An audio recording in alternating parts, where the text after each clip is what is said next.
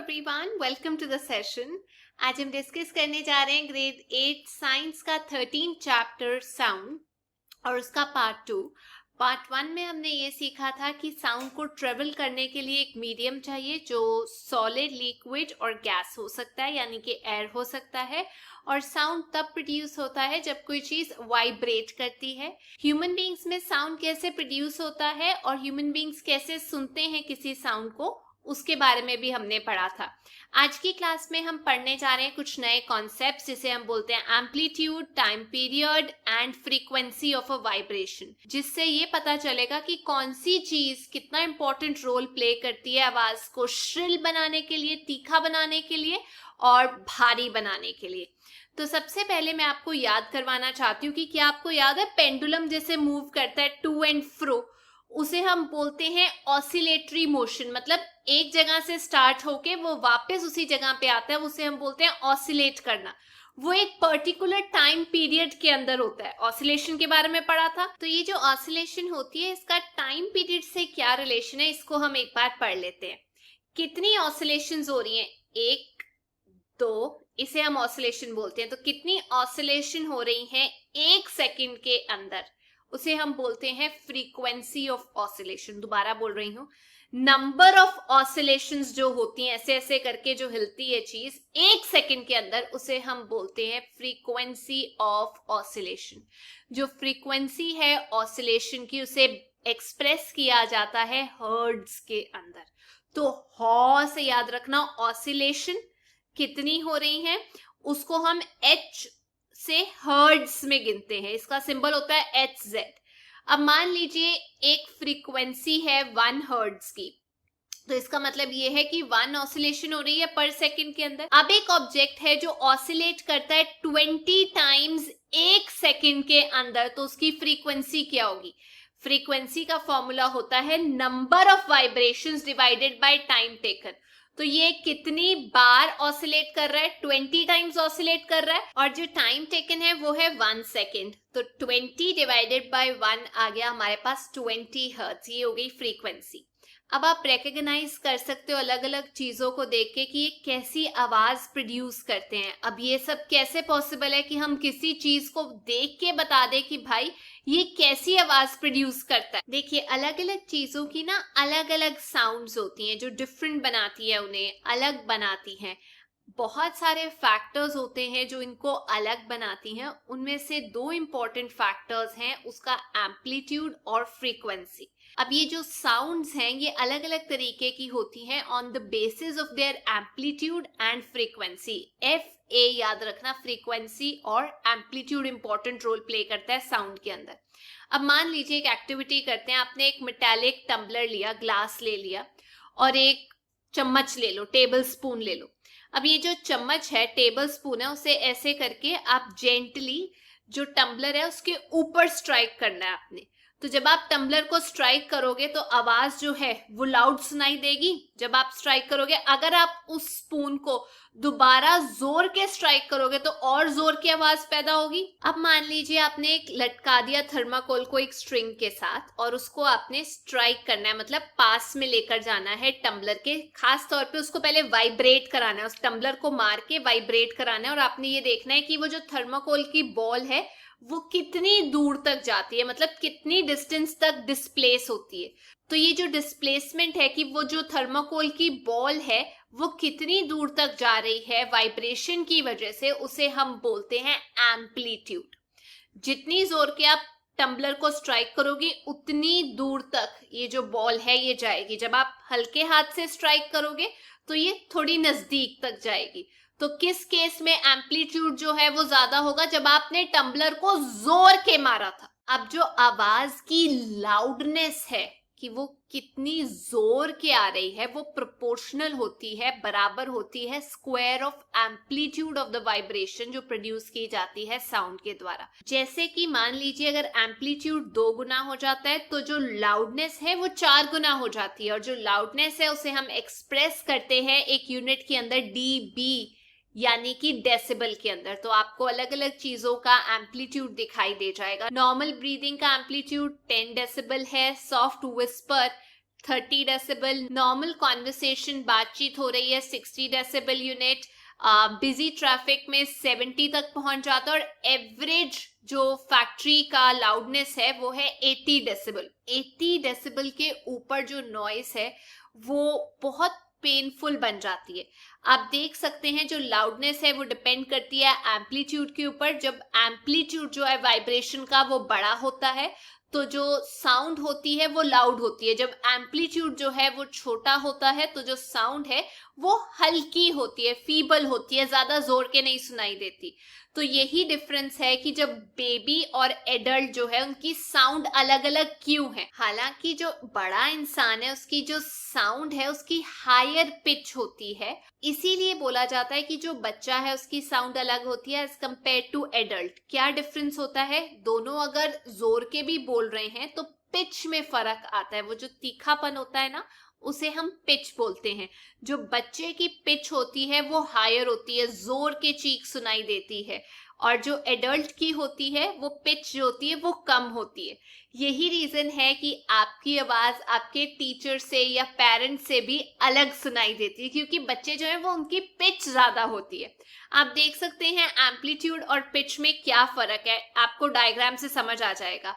जो फ्रीक्वेंसी होती है वो डिटरमाइन करता है श्रिलनेस, तीखापन आवाज के अंदर जो पिच होती है। तो अगर फ्रीक्वेंसी ऑफ वाइब्रेशन जो है ऐसे ऐसे करके वो ज्यादा होती है तो जो साउंड है वो श्रिल होती है, हायर पिच पे होती है। अगर फ्रीक्वेंसी ऑफ वाइब्रेशन कम होती है तो जो साउंड है वो लोअर पिच की होती है। इसीलिए जो ड्रम है, प्लीज समझिए, जो ड्रम की फ्रीक्वेंसी है वो कम होती है, इसीलिए वो हल्की पिच की साउंड प्रोड्यूस करता है। लेकिन जब विसल बजाई जाती है तो उसकी जो फ्रीक्वेंसी है वो ज्यादा होती है, इसीलिए उसकी जो साउंड की पिच है वो भी ज्यादा होती है। जो बर्ड बोलती है वो हाई पिच साउंड होती है एज कंपेयर टू लायन जिसकी लो पिच्ड रोर होता है। तो जो रोर है लायन का, ऐसा नहीं है वो लाउड नहीं होता, वो बहुत लाउड होता है। लेकिन जो साउंड होती है बर्ड की वो फीबल होती है, लेकिन पिच में फर्क है, तीखी होती है वो। रोज आप अपनी लाइफ में अलग अलग तरीके की वॉइसेस सुनते हो, एडल्ट्स की अलग होती है, बच्चों की अलग होती है। तो आई होप अब आपको समझ में आ गया कि क्या डिफरेंस है। एक्चुअली फ्रीक्वेंसी का डिफरेंस होता है कि कितनी हाई फ्रीक्वेंसी या लो फ्रीक्वेंसी है जो आवाज को श्रिल बना देती है। अक्सर जो विमेन है, लड़कियां हैं, ऐसा बोला जाता है कि वो बहुत चिल्लाती हैं, चीखती हैं, आवाज तीखी होती है। क्यों होती है? क्योंकि उनकी जो फ्रीक्वेंसी होती है वो हायर होती है, ज्यादा होती है as compare to that of man. तो इस सबको हम ऐसे समराइज कर सकते हैं, साउंड पिच से जानी जाती है, वेव अपने एम्पलीट्यूड से जानी जाती है, फ्रीक्वेंसी से हम वॉल्यूम जान सकते हैं। या आप कह सकते हैं फ्रीक्वेंसी कितनी है वो श्रिलनेस या पिच बताती हैं। 1 सेकंड के अंदर कितनी ऑसिलेशन होती है उसे हम बोलते हैं फ्रीक्वेंसी ऑफ ऑसिलेशन, और उसका यूनिट है हर्ट्ज। आपकी और आपकी टीचर की आवाज में एम्पलीट्यूड और फ्रीक्वेंसी का फर्क है। एम्पलीट्यूड डिटरमाइन करता है लाउडनेस और जो फ्रीक्वेंसी है वो डिटरमाइन करती है श्रिलनेस। इन दोनों फैक्टर्स को कंसिडर करके हम एक बंदे की आवाज जज कर सकते हैं, तभी सब लोगों की अलग अलग आवाज होती है। अब डिस्कस करते हैं ऑडिबल एंड इनऑडिबल साउंड्स। देखिए, जब भी कोई चीज वाइब्रेट करती है तो वो साउंड प्रोड्यूस करती है। तो क्या हम लोग साउंड सब तरीके की सुन सकते हैं जितनी वाइब्रेशंस प्रोड्यूस करती हैं बॉडीज? वेल, ऐसा नहीं है। जो साउंड है जो ह्यूमन ईयर सुन सकता है वो 20 हर्ट्ज से लेके 20,000 हर्ट्ज तक होता है, उसे हम ऑडिबल फ्रीक्वेंसी बोलते हैं। इसे आप ऐसे कह सकते हैं 20 वाइब्रेशंस पर सेकंड से लेके 20,000 वाइब्रेशंस पर सेकंड के बीच में होता है। 20 वाइब्रेशंस पर सेकंड से जो कम होता है, यानी 20 हर्ट्ज से जो कम होता है, उसे हम इंफ्रा साउंड बोलते हैं। जैसे हाथी सुन सकता है उसे, अलग अलग एनिमल सुन सकते हैं। अगर 20,000 हर्ट्ज से ज्यादा की बात की जाए उसे अल्ट्रा साउंड बोलते हैं फ्रीक्वेंसी, जो कि बैट सुन सकती हैं। हमारी ह्यूमन ईयर की रेंज है 20 से लेके 20,000 हर्ट्ज। कुछ एनिमल्स स्पेशली डॉग्स की एबिलिटी होती है 20,000 हर्ट्ज से ज्यादा की आवाज सुनने की, तभी पुलिस उसे यूज करती है उनकी इस कैपेसिटी को। इवन जो अल्ट्रासाउंड इक्विपमेंट होते हैं जो हम इन्वेस्टिगेशन करने में यूज करते हैं, ट्रैकिंग करने में यूज करते हैं मेडिकल प्रॉब्लम्स को, वो वर्क करते हैं higher frequency, higher than 20,000 hertz. अब पता लगाते हैं नॉइस और म्यूजिक के बीच में क्या फर्क है।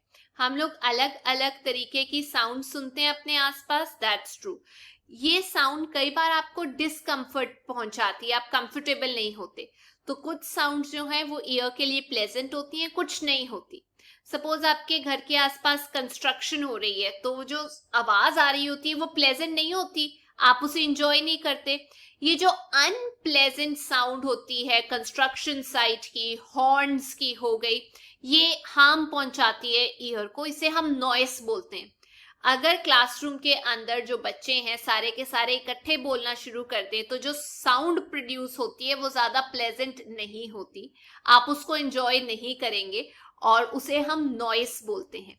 ऑन दी अदर हैंड जिस साउंड को आप इंजॉय करते हो, जैसे साउंड ऑफ म्यूजिकल इंस्ट्रूमेंट, ये प्लीजिंग साउंड होती है ईयर को, और हारमोनियम की साउंड हो गई, सितार के चलने की साउंड हो गई।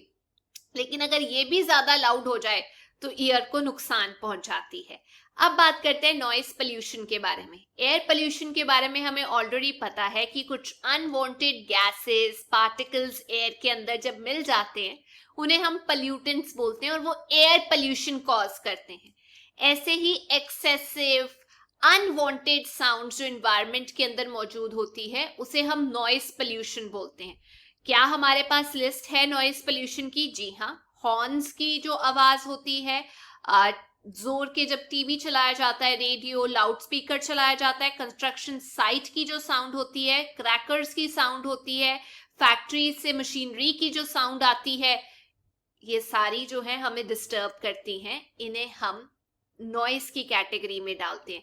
इवन कई बार कूलर से, एयर कंडीशनर से आवाज आती है, सब कंट्रीब्यूट करते हैं नॉइस पोल्यूशन को। क्या हार्म है नॉइस पोल्यूशन के?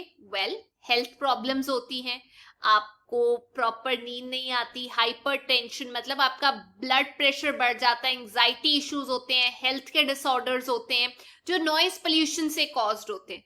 तो एक इंसान को अगर ज्यादा देर तक लाउड नॉइस के पास रख दिया जाए कंटिन्यूसली तो उसको परमानेंट डैमेज हो सकता है, ईयर के अंदर सुनने में प्रॉब्लम्स आ जाती हैं। तो क्या हम कोई स्टेप्स ले रहे हैं सबको कंट्रोल करने के लिए? जी हाँ, हम स्टेप्स ले रहे हैं। हम साइलेंसिंग डिवाइसेस इंस्टॉल कर रहे हैं क्राफ्ट इंजन्स के अंदर, ट्रांसपोर्ट व्हीकल्स के अंदर, इंडस्ट्रियल मशीन्स के अंदर, घर के इक्विपमेंट्स के अंदर। रेजिडेंशियल एरिया में कैसे कंट्रोल करें हम नॉइस पोल्यूशन को? वेल, जितने भी नॉइजी एक्टिविटीज हैं उनको रेजिडेंशियल एरिया से दूर किया जाए, इंडस्ट्रीज को जहां घर रहते हैं उनसे दूर सिचुएट किया जाए ताकि उनसे जो आवाज आ रही है वो कम इफेक्ट करे लोगों को। वैसे ही रेजिडेंशियल एरिया के आसपास हॉर्न बजाना मिनिमाइज कर देना चाहिए। टीवी, म्यूजिक सिस्टम, इसको कम करके भी आप लोग सुन सकते हो। ट्रीज प्लांट करने चाहिए रोड्स की साइड पे, बिल्डिंग्स के आसपास, ताकि साउंड इफेक्ट वो कम कर सके और हमें ज्यादा हार्मफुल इफेक्ट ना हो नॉइस पोल्यूशन के। अब बात करते हैं हियरिंग इम्पेयरमेंट की। टोटल हियरिंग इम्पेयरमेंट एक रेयर केस होता है जो जनरली बचपन से ही होता है कि बच्चे को कुछ नहीं सुनाई देता, लेकिन पार्शियल डिसेबिलिटी जो होती है वो किसी, पार्शियल मतलब कंप्लीटली आप बिल्कुल ऐसे नहीं हो जाते कि आपको कुछ नहीं सुनाई देता, कुछ हद तक कम सुनाई देता है। वो किसी बीमारी की वजह से हो सकती है, एज के साथ हो जाती है या चोट लगने की वजह से हो जाती है। जब बच्चे को ये इम्पेयरमेंट होती है वो स्पेशल केयर मांगते हैं और वो आपकी बात सुन नहीं सकते, साइन लैंग्वेज का यूज करते हैं कम्युनिकेट करने के लिए। अब इसकी वजह से जो स्पीच की डेवलपमेंट होनी होती है वो भी नहीं हो पाती, क्योंकि सुन नहीं पाते तो बोलने में भी दिक्कत आती है, ये देखा गया है। पर आजकल टेक्नोलॉजी इतनी एडवांस हो गई है कि हियरिंग एड आ गए हैं जिसने पॉसिबल कर दिया कि उनकी जो क्वालिटी ऑफ लाइफ है वो इम्प्रूव हो जाए। सोसाइटी भी काफी कुछ कर सकती है उनके लिए, अच्छी कंडीशन बना सकती है ताकि वो भी एक नॉर्मल लाइफ जी सके जैसे हम लोग जीते। लास्ट इंपॉर्टेंट चीज, गोलकोंडा फोर्ट है हैदराबाद के अंदर। ये माना जाता है सबसे magnificent amazing fort of India. ये फेमस है अपने डिजाइनिंग की वजह से, आर्किटेक्चर की वजह से और इंजीनियरिंग की वजह से। इसमें one of the Marvels, Marvel मतलब वंडर, चमत्कार है उसका वाटर सप्लाई सिस्टम। पर इससे भी हैरान कर देने वाली चीज है जो डोम है ना एक बना हुआ एंट्रेंस पे, वो है। तो अगर आप उस डोम के एक पॉइंट पे जाके, पर्टिकुलर पॉइंट पे जाके क्लैप करते हो, तो जो डोम है वो, जैसे आप कह सकते हैं री साउंड प्रोड्यूस होती है, एको प्रोड्यूस होती है, वैसे ही हम बोलते हैं रिवर्बरेट करता है साउंड को, जो आप सुन सकते हो हाईएस्ट पॉइंट पे फोर्ट के। मतलब वो ऑलमोस्ट 1 किलोमीटर दूर है। तो जब गार्ड देख लेता था कि खतरा हो रहा है, तो वो क्लैप करता था डोम के एक पर्टिकुलर पॉइंट से, जिससे कि फोर्ट के अंदर की जितनी आर्मी है वो अलर्ट हो जाती थी कि भाई खतरा आ रहा है, अब तुम अटेंटिव हो जाओ। तो ये कुछ अमेजिंग इफेक्ट्स है साउंड के। और ये थी आज की क्लास। अगर आपको ये चैप्टर समझ आया, वीडियो अच्छी लगी, तो please make sure you like, share and subscribe. I see you next. Till then take care, bye bye.